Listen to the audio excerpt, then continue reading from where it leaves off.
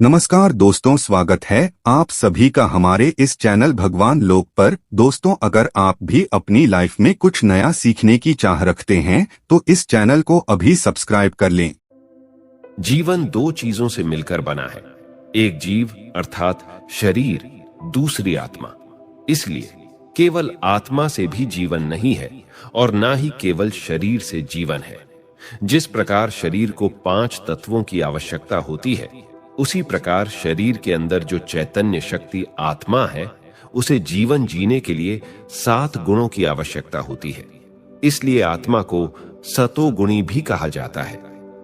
आत्मा की चैतन्यता की अभिव्यक्ति इन्हीं 7 गुणों के माध्यम से होती है, जो जीवन को अर्थपूर्ण बनाती है। आत्मा के इन्हीं गुणों के आधार से जीवन जीने में आत्मसंतुष्टि, खुशी, मौज और अतीन्द्रिय सुख का अनुभव होता है। ये 7 गुण है ज्ञान, पवित्रता, प्रेम, शांति, सुख, आनंद और शक्ति। ये 7 गुण जिस किसी के पास भी होता है, वह पूर्ण रूप से योगी बन जाता है, जिसे वो परम आनंद की अनुभूति होती है, जो एक साधारण मनुष्य अनुभव नहीं कर सकता। तो आइए आज के इस प्रस्तुति में आत्मा के इन सभी गुणों को अच्छी तरह से जानें और अपने जीवन में धारण करें। इन सारे गुणों के बारे में जानने से पहले मैं आपको एक छोटी सी कहानी सुनाता हूं। ध्यान से सुनिएगा, इससे आपको इन 7 गुणों का महत्व अच्छी तरह से समझ आ जाएगा। एक बार एक व्यक्ति भारत से अफ्रीका गया और अपने एक मित्र के पास जाकर ठहरा। वह मित्र काफी संपन्न था। उसके पास काफी जमीन थी, जिसमें एक बहुत बड़ा आलीशान घर बना रखा था। एक बड़ा सा फार्म हाउस भी था, जिसमें उसने कई प्रकार के जानवर पाल रखे थे। वह अपने जीवन में बहुत संतुष्ट था। उस मित्र ने अपने भारतीय मित्र से अफ्रीका आने का कारण पूछा। तब उसने बताया कि उसने सुना है कि अफ्रीका में हीरे की खानें हैं, इसलिए वह हीरे की खोज में आया है। अफ्रीका वाले मित्र ने पूछा कि ये हीरे क्या होते हैं। तब उस भारतीय ने हीरे का वर्णन करते हुए उसके मूल्य के बारे में बताया और कहा, थोड़े से हीरे प्राप्त हो जाने से जीवन आराम से जी सकते हैं। अफ्रीका वाले मित्र के पास सब कुछ था, परंतु हीरे नहीं थे। उसे लगा कि जरूर ये हीरे बहुत अमूल्य होंगे, तभी तो ये व्यक्ति इतनी दूर से इसकी खोज में आया है। दूसरे दिन सुबह ही उस भारतीय ने वहां से विदा ली और हीरे की खोज में चला गया। परंतु वह अफ्रीका वाला व्यक्ति बेचैन हो गया और सोचने लगा, ये हीरे इतने अमूल्य होते हैं, उन्हें तो मेरे पास भी होने चाहिए। और फिर उसने सारा जमीन जायदाद बेचकर गाड़ी और पैसे लेकर हीरे की खोज में निकल पड़ा। काफी दिनों तक वह हीरे की खोज में घूमता रहा, परंतु उसे हीरे प्राप्त नहीं हुए। फिर एक दिन अफ्रीका के जंगल में किसी जहरीले कीड़े ने काट लिया, जिससे उसकी मृत्यु हो गई। काफी समय के बाद वह भारतीय जब घूमते हुए उस मित्र के फार्म हाउस पर पहुंचा, तो उसे पता चला कि उसका मित्र सारा जमीन जायदाद बेचकर हीरे की खोज में गया और उसके जीवन का अंत हो गया। उसे यह समाचार सुनकर बहुत अफसोस हुआ। तब उस फार्म हाउस के नए मालिक ने भारतीय को अंदर बुलाकर भोजन करने के लिए कहा। वह भारतीय घर के अंदर गया तो उसने देखा कि सामने एक कटोरे में बहुत सारे कांच के टुकड़े पड़े हैं। नजदीक जाकर देखा तो पता चला कि ये तो बहुत सारे छोटे बड़े हीरे हैं। उसने उस मालिक से पूछा, ये इतने सारे हीरे कहां से आए? मालिक ने कहा, ये तो कांच के टुकड़े हैं जो पीछे बगीचे में बहुत सारे पड़े हैं। वह भारतीय बहुत उत्सुक हो गया और कहा, मुझे वह स्थान दिखाइए जहां से ये हीरे आपने लाया है। जब वह पीछे जाकर देखा और खुदाई करवाई तो पता चला कि यहां तो हीरे की खान है। तब वह भारतीय सोचने लगा कि मेरे मित्र को हीरे का ज्ञान न होने कारण उसके बगीचे में खान होते हुए भी सब बेचकर बाहर ढूंढने गया। ठीक इसी प्रकार 7 गुणों की खान हमारे भीतर मौजूद है, लेकिन ज्ञान न होने कारण हम भी उसे बाहर ढूंढते फिरते हैं। आत्मा की 7 गुणों में सर्वप्रथम गुण है ज्ञान। ज्ञान अर्थात जानना, बोध, साक्षात अनुभव अथवा प्रकाश। सरल शब्दों में कहा जाए तो किसी वस्तु अथवा विषय के स्वरूप का वैसा ही अनुभव करना ही संपूर्ण ज्ञान है। आज संसार में ज्ञान की कमी नहीं है, विज्ञान भी अपनी चरम सीमा पर है, परंतु आध्यात्मिक ज्ञान की कमी है। तभी तो मनुष्य भगवान से प्रार्थना करते हैं कि हे प्रभु, आप हमें अज्ञान से ज्ञान की ओर ले चलो। इसलिए उसे सर्वप्रथम आध्यात्मिक ज्ञान की आवश्यकता है, जिसमें सबसे पहले स्वयं का ज्ञान, दूसरा परमात्मा का ज्ञान और तीसरा सृष्टि का ज्ञान होना आवश्यक है। क्योंकि मनुष्य जीवन में सबसे बड़ा अज्ञान अगर है तो वो है अहंकार, जिसके कारण आज विकारों का साम्राज्य स्थापित हो गया है। परिणाम स्वरूप दुख, पीड़ा, अशांति, अत्याचार और भ्रष्टाचार सर्वत्र व्याप्त हो गया है। अतः मनुष्य को आध्यात्मिक ज्ञान का होना बहुत जरूरी है, क्योंकि सत्य ज्ञान ही वह रोशनी है जिससे अज्ञान रूपी अंधकार का नाश होता है। वास्तव में ज्ञान सारे गुणों और शक्तियों का स्रोत होता है, क्योंकि ज्ञान के ही द्वारा हमें अपनी बुद्धि को विस्तार करने का असीमित अवसर प्राप्त होता है। इसी तरह आध्यात्मिक जगत में ज्ञान के द्वारा ही आत्मिक गुणों और शक्तियों का विकास होता है, जिससे आत्मा को अपने स्वरूप और मानव जीवन के श्रेष्ठतम लक्ष्य की पहचान मिलती है। आत्मा की 7 गुणों में दूसरा गुण है पवित्रता। पवित्रता अर्थात मन, विचार, व्यवहार और भावनाओं में शुद्धता। पवित्रता को सुख शांति की जननी भी कहा जाता है। इसलिए जहां विचारों की शुद्धि हो, व्यवहारों की शुद्धि हो और भावनाओं की शुद्धि हो, वहीं पर इंसान को अच्छा लगता है, वहीं पर उसे सुख शांति की भावना मिलती है, क्योंकि वहीं पर निस्वार्थ प्रेम पनपता है। इसलिए ऐसा कहा जाता है कि जहां शुद्धि होती है वहीं ईश्वर का निवास होता है। परंतु मनुष्य केवल बाहरी शुद्धि को तो अपना लेता है, लेकिन आत्मा की शुद्धि की जिम्मेदारी नहीं लेता। कुछ लोग ब्रह्मचर्य अपनाकर स्वयं को पवित्र समझने लगते हैं, परंतु पवित्रता का अर्थ केवल ब्रह्मचर्य नहीं है, क्योंकि ब्रह्मचर्य सिर्फ भौतिक शरीर से पवित्र रहने को माना जाता है। वास्तव में पवित्रता का सही अर्थ है मन, बोल और कर्म की शुद्ध करना। एक व्यक्ति की सोच अगर शुद्ध हो तो हम उनको संत या महान आत्मा कहते हैं, क्योंकि हमारे मन से विचारों की सृष्टि होती है। इसीलिए अगर विचार पवित्र हो तो हम जो भी बोल बोलेंगे, जो भी कर्म करेंगे, वो सभी पवित्र, श्रेष्ठ और सार्थक होंगे। आत्मा के 7 गुणों में तीसरा गुण है प्रेम। आज संसार में हर व्यक्ति प्रेम चाहता है, चाहे बच्चा हो या बूढ़ा, पति हो या पत्नी, क्योंकि जब कोई प्रेम से व्यवहार करता है तो सबको अच्छा लगता है। कहते हैं प्रेम से पत्थर दिल भी पिघल जाता है, क्योंकि प्रेम ही वह अहिंसक शस्त्र है जिससे आप किसी का भी दिल जीत सकते हैं। प्रेम के 2 मीठे बोल से सामने वाले व्यक्ति से अपना कार्य करवा सकते हैं, उसके अंदर की बातों को जान सकते हैं, क्योंकि जहां पर प्रेम होता है वहां पर अपनापन होने से कोई भी बात छिपाई नहीं जाती। ये प्रेम भाग्य की वह चाबी है जिससे कैसा भी दुर्भाग्यशाली आत्मा हो उसे भाग्यशाली बना सकता है।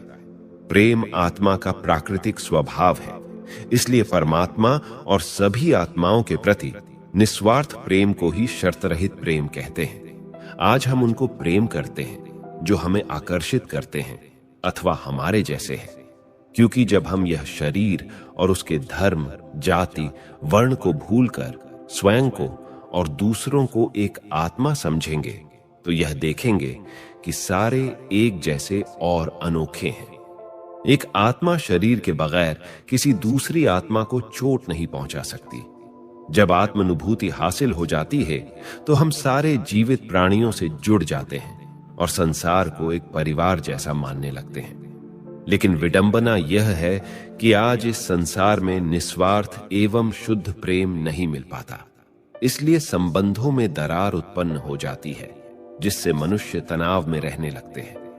आज हर मनुष्य निस्वार्थ एवं शुद्ध प्रेम चाहता है, परंतु ऐसा निस्वार्थ प्रेम तो आध्यात्मिक समझ और पवित्रता के आधार पर ही मिल सकता है, क्योंकि जहां भावनाओं में, विचारों में, व्यवहार में अहंकार, स्वार्थ और अशुद्धि है, वहां संबंधों में कभी भी प्रेम पनप नहीं सकता।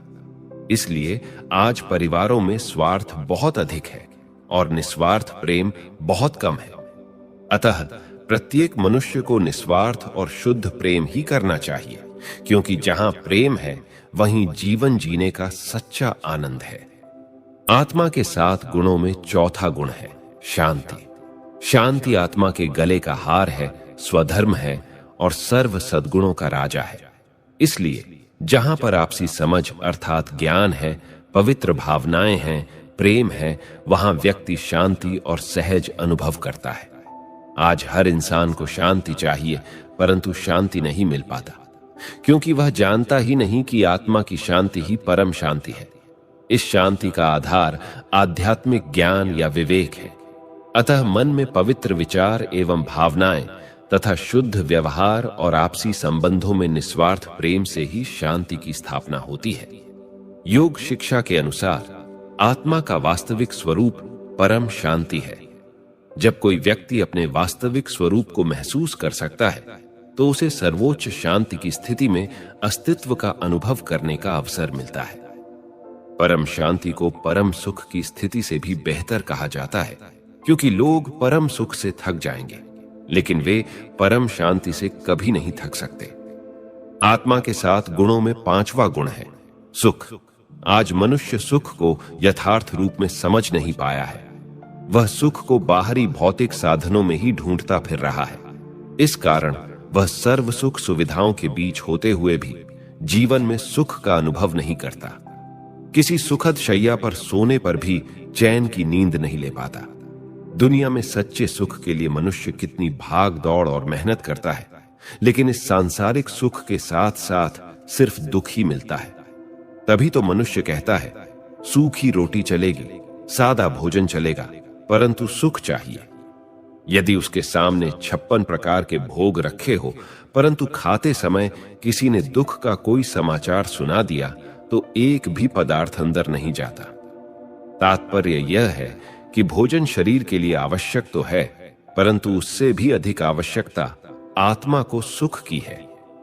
इसलिए महान आत्माओं ने कहा है कि सुख बाहर की नहीं, अंदर की होनी चाहिए। लेकिन अंदर का सुख कहां और कैसे प्राप्त करना है, यह मालूम ही नहीं। इसलिए जब बाहर ढूंढते ढूंढते उसे सुख नहीं मिलता तो वह अपने जीवन में निराश और परेशान हो जाता है। इसलिए जीवन में सच्चे सुख की प्राप्ति के लिए 4 बातों का ज्ञान होना आवश्यक है, जिसके बिना सुख की केवल कल्पना ही रह जाती है। पहला, जब जीवन को आध्यात्मिक ज्ञान से सींचते हैं। दूसरा, जब संबंधों में पवित्र भावनाओं को पनपने देते हैं। तीसरा, जब निस्वार्थ प्रेम की सरिता बहती है।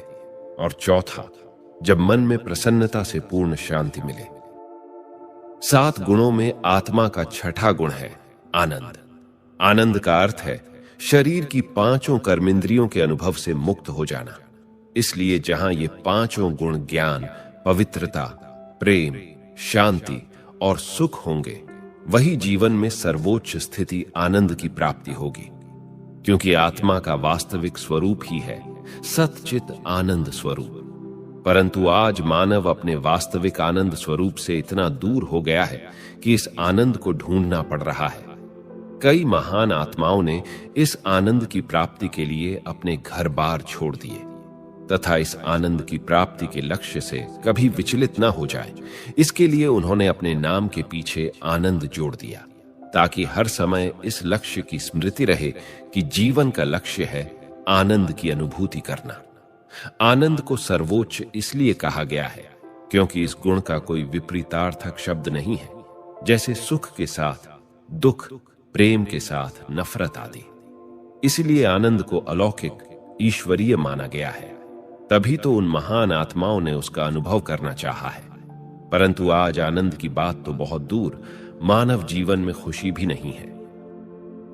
7 गुणों में आत्मा का 7वां गुण है शक्ति। जहां ये 6 गुण ज्ञान, पवित्रता, प्रेम, शांति, सुख और आनंद है, वहां मनुष्य अपने जीवन में शक्ति का अनुभव अवश्य कर सकता है। परंतु आज आत्मशक्ति तो दूर, मनुष्य में आत्मविश्वास भी नहीं रहा। वास्तव में ये 7 गुण आत्मा का सत्य स्वरूप है। ये सिर्फ गुण नहीं है, ये महान शक्तियां हैं। अर्थात इसमें ज्ञान की शक्ति, पवित्रता की शक्ति, प्रेम की शक्ति और शांति की शक्ति है। इसलिए आत्मा को कहा जाता है कि आत्मा चैतन्य शक्ति है। जब मानव इन गुणों का स्वरूप बनकर व्यवहार करता है, तब इन गुणों की चैतन्यता या ऊर्जा उसके स्वरूप में प्रकट होती है। लेकिन आज मनुष्य आत्मा अपनी वास्तविकता से बहुत दूर चली गई है। ये सातों गुण मानव जीवन में सक्रिय नहीं है, तभी तो आत्मा इन गुणों की शक्ति में कमजोर हो गई है। यही कारण है कि व्यक्ति उन्हें बाहर ढूंढने लगता है और चाहता है कि कहीं से इनका अनुभव हो जाए, कहीं से उनकी प्राप्ति हो जाए। परंतु जब बाहर से इनकी प्राप्ति नहीं होती, तब आत्मा कमजोरियों की शिकार हो जाती है, जिसके परिणाम स्वरूप बदले में 7 अवगुण काम, क्रोध, लोभ, मोह, अहंकार, आलस्य, ईर्ष्या, द्वेष आदि जीवन में सक्रिय हो जाते हैं। इन कमजोरियों के वशीभूत व्यक्ति को विकारी कहा जाता है। इसीलिए उपर्युक्त 7 गुणों की संपूर्णता के आईने में अपना स्वरूप देखना चाहिए, जिससे स्वयं को पहचान कर सके कि वो क्या है, कौन है और उसकी वास्तविकता क्या है। कई बार लोगों के मन में यह सवाल पैदा होता है कि आखिर इन 7 गुणों को विकसित करने से हमारे वर्तमान जीवन में क्या फायदा होगा, क्या प्राप्ति होगी। इन 7 गुणों से जब हम अपनी आत्मा को संपन्न कर लेते हैं, तो हमारे जीवन में 3 बहुत बड़े फायदे होते हैं। पहला, हम परिस्थिति को बदल सकते हैं। दूसरा, हम लोगों की मनोवृत्ति को बदल सकते हैं। और तीसरा, हम अपने आसपास के पूरे वातावरण को बदल सकते हैं। आज दुनिया में जितनी भी महान हस्तियां हुई हैं, उनकी महानता का आधार यही 7 गुण ही थे, क्योंकि इन 7 गुणों से ही वे अपनी आत्मा को सर्व शक्तियों से संपन्न किया था। चाहे स्वामी विवेकानंद हो, महात्मा बुद्ध हो या फिर महावीर स्वामी हो, उन्होंने अपने अंदर इन 7 गुणों को मन, वचन और कर्म में प्रत्यक्ष कर दिखाया था और उन्होंने इस दुनिया में अनेकों के जीवन को प्रभावित किया तथा कितने ही लोगों के जीवन उनके माध्यम से परिवर्तन हुआ। आइए जानते हैं कि आत्मा के 7 गुणों का हमारे स्वास्थ्य पर क्या प्रभाव पड़ता है। ये 7 गुणों का हमारे स्वास्थ्य पर बहुत गहरा प्रभाव पड़ता है। जैसे ज्ञान का संबंध हमारे स्नायु तंत्र यानी नर्वस सिस्टम के साथ जुड़ा है। जब स्नायु तंत्र सारे शरीर में संदेश पहुंचाने का कार्य करता है, तब आध्यात्मिक ज्ञान हमारे स्नायु तंत्र को सही हालत में रखने में सहायक होता है। इसीलिए ज्ञानी व्यक्ति के लिए कहा जाता है कि इसकी नस नस में ज्ञान बह रहा है। दूसरा, पवित्रता का संबंध हमारी 5 कर्मेंद्रियों के साथ जुड़ा होता है। इसीलिए जब व्यक्ति कर्मेंद्रियों के वशीभूत हो जाता है अथवा देह के विषयों के प्रति उसमें आसक्ति पैदा होती है, तो वह उसे शक्तिहीन बना देती है। तब पवित्रता हमें वह शक्ति देती है जिससे हमारी 5 कर्मेंद्रियां संयमित हो जाती हैं। तीसरा, प्रेम का संबंध हमारे हृदय से जुड़ा है। आज दुनिया के अंदर हृदय रोग बढ़ता ही जा रहा है। वो इसीलिए क्योंकि जहां विश्वास हो, प्यार हो और वहीं से धोखा मिले, तब दिल में बहुत दर्द होता है और इस तरह वह दर्द हृदय की नलियों को जख्मी कर देता है। जैसे शरीर पर कहीं घाव हो और उस घाव पर मैल आदि जमा होनी शुरू हो जाती है, उसी प्रकार हृदय की नलियों में कोलेस्ट्रॉल जमा होना शुरू हो जाता है, जिसे ब्लॉकेज कहा जाता है। इसीलिए डॉक्टर मरीज के रिश्तेदारों को यही सलाह देते हैं कि कोई ऐसी बात ना करे जिससे रोगी को कोई सदमा लगे, क्योंकि जितना वह खुश रहेगा और जितना उसे सबका प्यार मिलेगा, उतना ही जल्दी वह ठीक हो जाएगा। स्पष्ट है कि मनुष्य को प्रेम इसलिए चाहिए जिससे उसका हृदय ठीक तरीके से काम करता रहे। चौथा, शांति का संबंध श्वास प्रणाली के साथ जुड़ा है। शांति की अवस्था में श्वासों की गति ठीक रहती है, अन्यथा उसके लिए मनुष्य को प्राणायाम करना पड़ता है।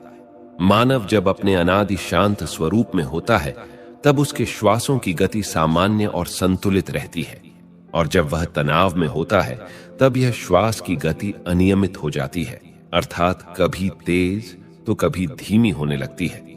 इसीलिए श्वास प्रणाली को संतुलित रखने के लिए शांति की आवश्यकता होती है। पांचवा, सुख का संबंध हमारे पाचन तंत्र से जुड़ा है। आज व्यक्ति जब खाना खाने बैठा हो और उसी समय कोई दुखद समाचार मिलता है, तो कोई भी चीज खाने की इच्छा नहीं होती। उसके बाद भी उसने कुछ खा लिया तो कहीं उसे एसिडिटी हो जाती है तो कहीं अपच हो जाती है, क्योंकि पाचन क्रिया ठीक नहीं होती। इसलिए व्यक्ति को सुख शांति से खाने की सलाह दी जाती है, क्योंकि जब वह सुख की स्थिति में खाना खाता है तभी उसकी पाचन शक्ति ठीक तरह से कार्य करती है। इसी तरह आनंद का संबंध हमारे हार्मोन्स यानी अंतःस्रावी ग्रंथियों के साथ जुड़ा है।